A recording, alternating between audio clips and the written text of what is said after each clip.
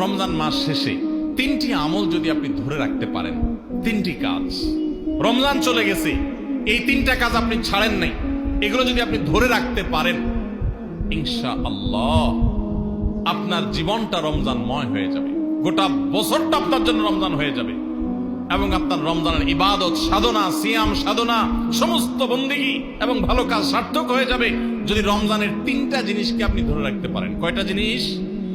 তিনটা। বলবো সেগুলা। নাম্বার 1, 5 ওয়াক্ত নামাজ। আমাদের অনেক ভাইরা আছি সারা বছর নামাজের ব্যাপারে গাফিলতি, উদাসীনতা করলেও রমজানে কোনো গাফিলতি করি নাই। আলহামদুলিল্লাহ রমজান মাসটা পুরা মাস নামাজ পড়ার চেষ্টা করছি। অনেকে আছেন না, কিন্তু রমজানের পরে এখন আর নিয়মিত পারতেছেন না। ভাই, আর কিছু না পারেন, বেশি কিছু না পারেন, রমজানে যে 5 ওয়াক্ত নামাজের অভ্যাস করছেন ওই অভ্যাসটা ধরে রাখেন। মরণ পর্যন্ত 5 ওয়াক্ত নামাজে কোনো ছাড়, কম্প্রোমাইজ দিয়েন না, কোনো প্রকার ত্রুটি করিয়েন না।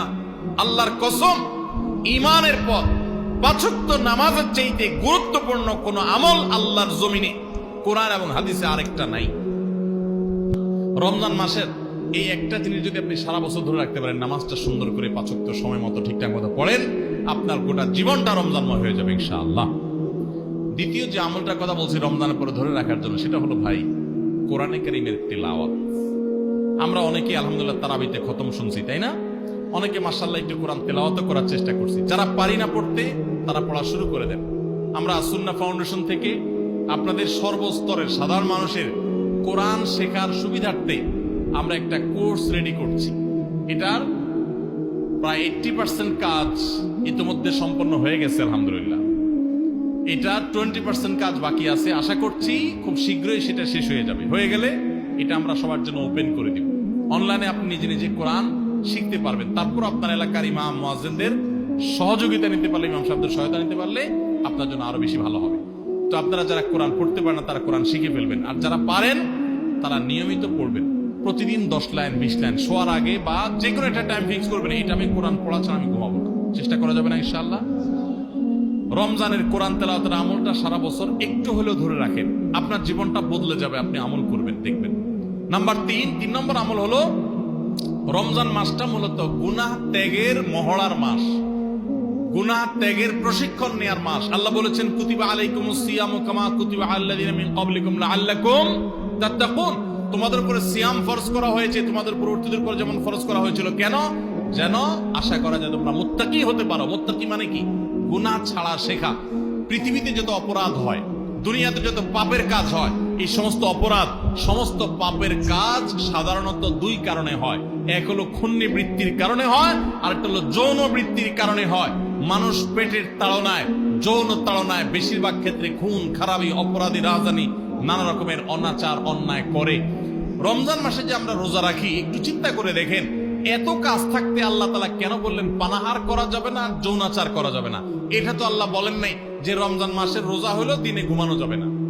ঘুমের রোজা হতে পারতো না? যে ঠিক আছে সুবহ সাদেক ফজর আজান থেকে নিয়ে মাগরিব পর্যন্ত ঘুমানো যাবে না, এটাই রোজা হতে পারতো না? সেটা না হয়ে আল্লাহ বললেন কি বিধান দিলেন? যে সুবহ সাদেক থেকে নিয়ে সূর্য ডোবা পর্যন্ত 2টা কাজ করা যাবে না। কয়টা কাজ? একটা হলো পানাহার করা যাবে না, খাওয়া পান করা যাবে না, আরেকটা হলো যৌনাচার করা যাবে না। কেন ভাই? এর কারণ হলো, এই 2টা জিনিসকে যদি মানুষ কন্ট্রোল করা শিখে, এই 2টা জিনিসকে মানুষ যদি নিয়ন্ত্রণ করা শিখে, মানুষ এমনি ফেরেশতা হয়ে যাবে। রমজান চলে গেছে, কিন্তু রমজানের শিক্ষাটা যদি আপনার মাথায় চলে আসে, আপনি একটা অন্যায় কাজ যদি ছাড়তে পারেন রমজানের শিক্ষা থেকে শিক্ষা অর্জন করে, তাহলে ইনশাআল্লাহ রমজান আপনার সার্থক। তাহলে 3টা আমল বলছিলাম ভাই, ধরে রাখেন। নাম্বার 1, রমজান মাস চলে গেছে, 5 ওয়াক্ত নামাজ ছাড়বেন না ভাই, কখনো না। জীবন চলে যাবে, নামাজ ছাড়বেন না, চেষ্টা করা যাবে না ইনশাআল্লাহ। 2 নম্বর হলো, রমজান চলে গেছে, রমজানে কোরআন তেলাওয়াতটা ধরে রাখবেন, হোক সেটা পরিমাণে অল্প অল্প করে পড়া। আর 3 নম্বর হলো যে রমজান মাস চলে গেছে, রমজানের সবচেয়ে বড় এবং প্রধান শিক্ষা হলো সকল গুনাহ পাপের কাজ ছাড়া, সকল অন্যায়, সকল পাপাচার ছেড়ে দিবেন। রমজানের শিক্ষা এটা। ওইটা যদি আপনি ধরে রাখার চেষ্টা করেন, সব ছাড়তে না পারেন, কিছু কিছু গুনাহ যদি ছাড়তে পারেন, কিছু কিছু বদভ্যাস যদি ছাড়তে পারেন, ইনশাআল্লাহ আপনার রমজান শুধু 1 মাসের হবে না, আপনার 12 মাস রমজান হয়ে যাবে, আপনার জীবনটা রমজানময় হয়ে যাবে। চেষ্টা করা যাবে না ইনশাআল্লাহ? ও আরশে আজিমের মালিক, আপনি আমাদের সবাইকে তৌফিক দান করেন।